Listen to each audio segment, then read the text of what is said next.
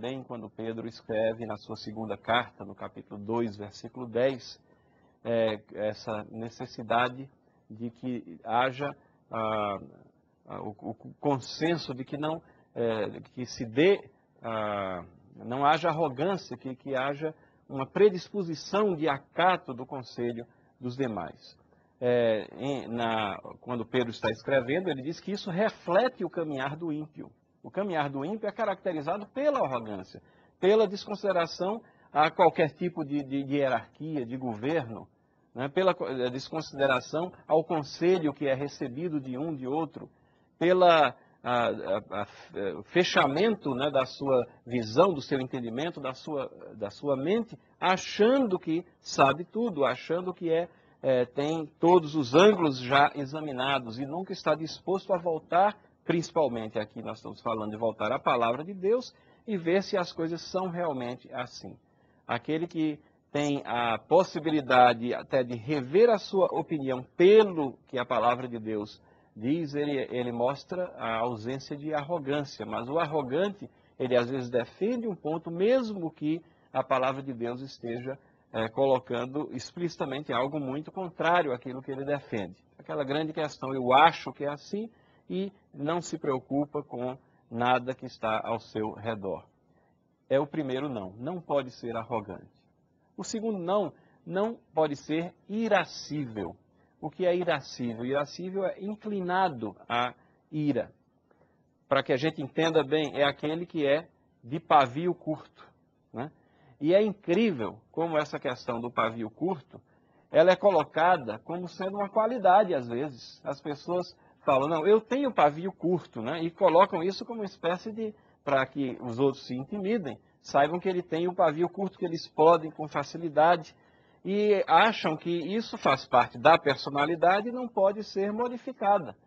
Não, aquela pessoa tem o pavio curto, sim, ela pode até ter sido formada e a sua personalidade formada naquele sentido, e ter uma ira que é despertada com facilidade, mas ela tem o dever perante Deus, se aspira à liderança, e esse é um dever também que, por extensão, ele se aplica aos demais servos de Deus, de controlar o seu temperamento, de dominar as suas reações, não pode ser inclinada à ira, porque o pavio curto é uma característica igualmente destrutiva à igreja.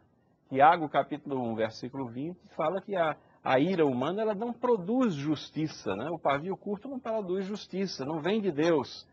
E Provérbios 29, 22 nos ensina que ela gera transgressão, né? A ira é fácil e aquela pessoa que está sempre irada com alguma coisa, isso leva à transgressão, leva ao pecado.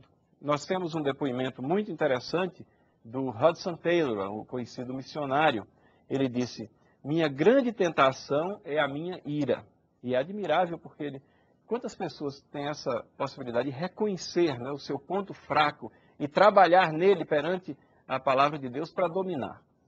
A minha grande tentação é a minha ira. Quando observo o desleixo e ineficiência naqueles dos quais dependo. Mas nada ganho quando perco as estribeiras. Somente a bondade produz frutos. E aí ele diz, mas que dificuldade é controlar-me. Ele está consciente que é difícil o controle, mas ele está consciente da necessidade. O que Paulo está falando aqui a Tito é a necessidade de que o líder não pode ser irascível. Não pode ser dado ao vinho, que se detém na atração das bebidas. Esse ponto também foi igualmente tratado em 1 Timóteo, capítulo 3, versículo 3. É uma característica que não pode estar presente no líder, aquele que perde o controle porque o controle passa a ser aquele controle da bebida forte, né? E a pessoa perde o seu controle. Não pode ser violento. Isso significa espancador. Uma das traduções até traz a palavra espancador. É interessante como Paulo falando a pessoas da igreja, mas precisa colocar essa admoestação aqui, essa triagem. Não pode ser espancador, não pode ser um que intimida os demais. 1 Timóteo 3,3 trata disso também.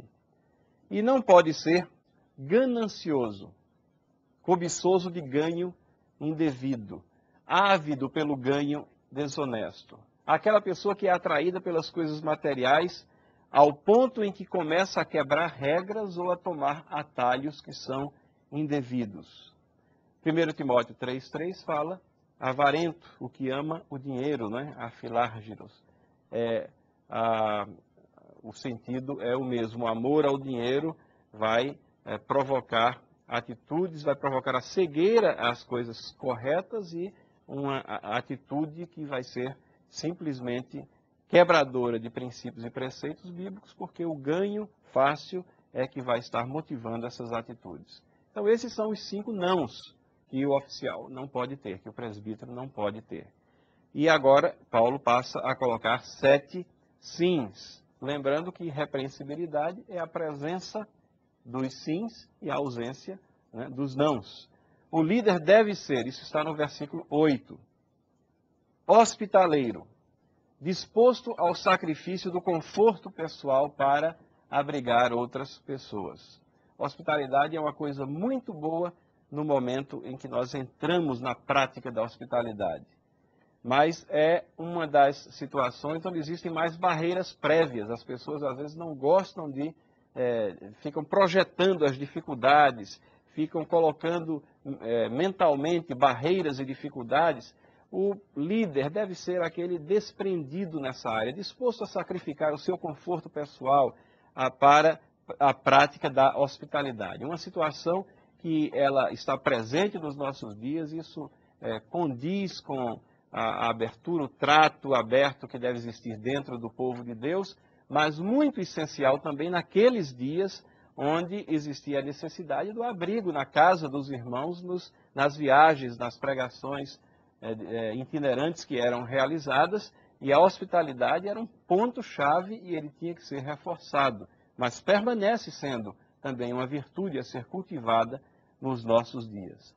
Amigo do bem, filagatos, né? Aquele que se compraz no bem, pronto a fazer o que é benéfico a outros, é como Hendrickson define essa questão, esse termo amigo do bem, que é utilizado aqui como uma virtude. Aquele que tem prazer em fazer o que é bom, o que é benéfico a outros, em fazer as coisas que são certas, as coisas que são corretas também.